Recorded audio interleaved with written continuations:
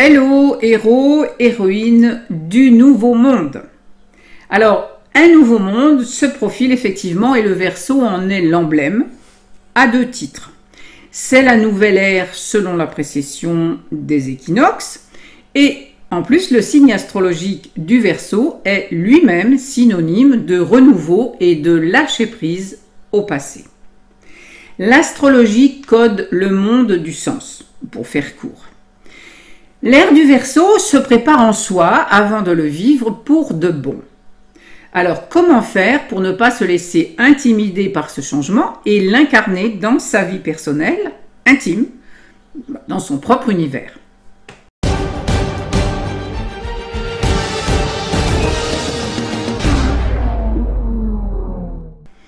Je suis Elisandre du blog Le Royaume Amoureux. Je pratique le coaching narratif. J'accompagne la mise en œuvre de ta légende personnelle dans le miroir des contes et des mythes. L'astrologie étant composée de mythes. La légende de vie, pour faire court, là aussi, c'est l'histoire de ton être vrai, authentique. Je pratique aussi l'astrologie depuis le bicentenaire de la Révolution française, le 14 juillet 1989 exactement. Et l'astrologie elle-même est placée sous le signe du Verseau. Le chaos actuel est le conflit entre l'ancien monde qui résiste et le nouveau monde qui veut naître. Passer de l'ère du Verseau, dont j'ai déjà parlé dans cette vidéo, signifie sortir peu à peu de l'ère des Poissons, dont le côté destructeur, c'est la fuite abusive du monde réel avec les drogues, les médicaments, la rêverie stérile, les dépendances, les doxas religieuses ou les idéologies fumeuses, ou par l'abrutissement aussi devant la télévision, ou par le stress, ou l'ingénierie sociale aussi. Donc, tu vois donc qu'on n'en est pas sorti de ce monde-là et qu'il résiste farouchement. Se laisser aller aux tendances perverses d'un signe, évidemment, est plus facile sur le moment, mais ça coûte très cher ensuite. Tout ce qui n'a pas été intégré du domaine des poissons devra l'être rapidement maintenant, et c'est ce qui se passe. Notamment la sensibilité, la compassion, l'intuition, l'imagination et le sens artistique, voilà qui sont des qualités des poissons. Plus les personnes sont tombées dans les travers du signe des poissons, plus elles auront tendance à suivre aussi le mauvais courant de l'ère du Verseau, qui fait déjà se profiler des monstruosités du genre du transhumanisme, les identités numériques, le diktat de la technologie, puis la disparition de l'éthique et des arts et d'autres joyeusetés de ce genre. Le défi du Verseau, c'est comment occuper ta juste place dans le groupe et dans le monde sans renier qui tu es et même en rayonnant d'ailleurs qui tu es. Il y a une sorte de défi individuel à relever pour entrer dans l'ère du Verseau, et oui, et s'y sentir, on va dire, comme un poisson dans l'eau versée de la connaissance cosmique du verseur d'eau. Alors, beaucoup de personnes aspirent à ce nouveau monde, mais il y en a aussi certains qui sont prêts à tout pour revenir au monde d'avant, qui est pourtant dans un état de décomposition avancée.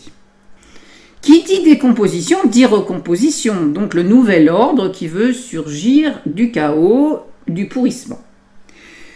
Pour que le Verseau advienne, pas besoin de se battre sur la date du changement d'ère, qui ne peut être de toute façon que progressive, il s'agit de l'incarner dans sa propre vie et de savoir dans quel domaine de ton existence tu devrais cesser de rougir de toi-même et plutôt rugir comme un lion. On peut le voir ensemble d'ailleurs au cours d'une consultation, tu auras le lien sous la vidéo. Comment faire pour faire rugir le lion?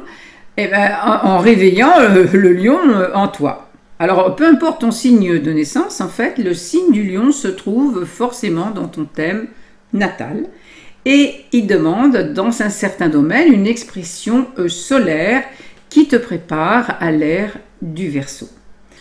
Je peux comparer le signe du Verseau à une constellation et son signe opposé et complémentaire, le lion, à une étoile.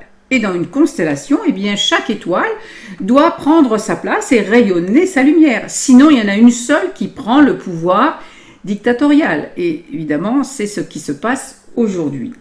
Le mondialisme étouffe et dilue les nations et les individus, les éteint même à une vitesse plus grande que celle de la lumière. Parce que la constellation mondiale, elle est artificielle et manipulée par une poignée de gens qui nient les lois de la vie pour imposer les leurs et les leurs également. Pour qu'un ensemble soit vivant et harmonieux, il faut que chaque élément de l'ensemble prenne naturellement sa place selon son originalité, son essence et qu'il révèle sa puissance, qu'il ait la liberté de participer et de choisir. C'est le privilège de l'évolution de l'être humain parmi les autres animaux d'apprendre à choisir, à créer son avenir, à y participer du moins. Et le choix se trouve au centre de soi-même, en alliance avec le soi. Chaque signe se trouve en réalité sur un axe qui passe par le centre.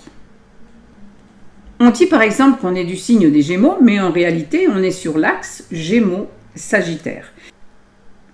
Être né sous un signe signifie qu'on y a le soleil, mais ça demande d'éclairer la part d'ombre de l'autre signe en face qui est complémentaire.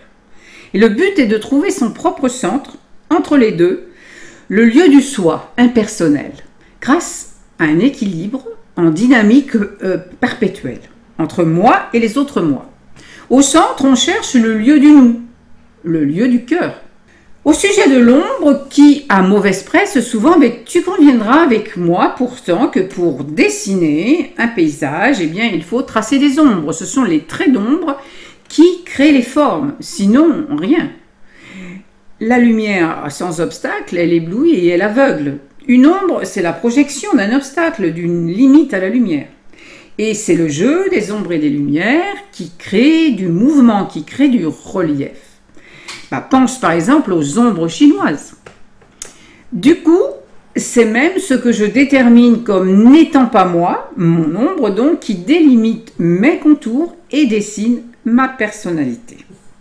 C'est ce que je repousse, même inconsciemment, ce que je côtoie, ce que je contacte, ce qui me touche au double sens, bien sûr, physique et ressenti, qui me permet d'être consciente de qui je suis. Alors revenons-en au Verseau, à l'ère du Verseau, que tu peux vivre dès maintenant, à condition de trouver la puissance du lion en toi. Sinon, c'est mort.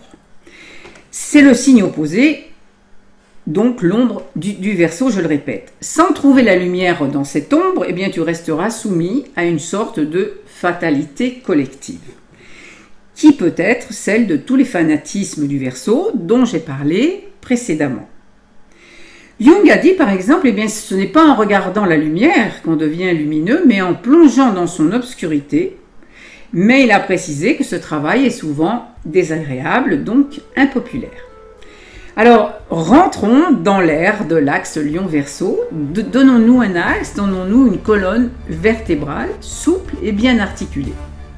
Et puis, dans la prochaine vidéo, eh bien, je t'explique qui est ce lion, ce qu'il représente, son symbolisme. Sous la vidéo, tu trouveras mes propositions au sujet des contes et aussi de l'astrologie. À très bientôt.